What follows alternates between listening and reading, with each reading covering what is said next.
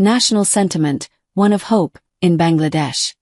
Gwyn Lewis. Despite recent chaos and violence, UN resident coordinator in Bangladesh, Gwyn Lewis has described the national sentiment as one of hope.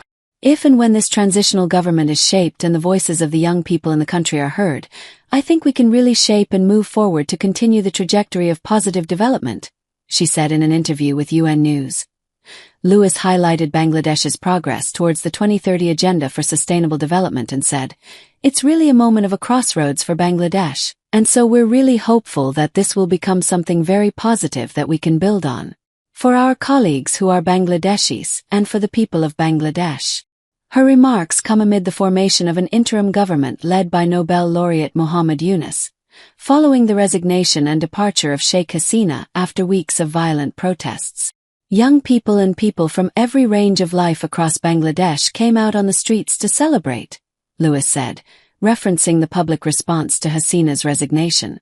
However, she acknowledged that some celebrations turned violent, leading to destruction, attacks on police stations, and the killing of police officers aligned with the government. Over the past weeks, more than 300 civilians have been killed and over 20,000 injured in student-led protests, marking some of the worst bloodshed in Bangladesh's history. She added.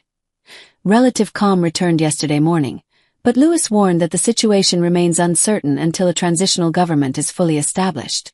When asked how the protests led to the demands for the Prime Minister to be removed, she said that political frustration had been brewing since the controversial elections in December, which many believed were not free and fair.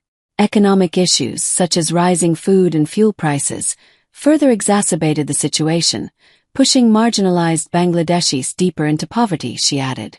Young people, in particular, were affected by a court order in June on civil service job quotas favoring the elite, making employment prospects bleak for the 2 million young Bangladeshis entering the workforce annually.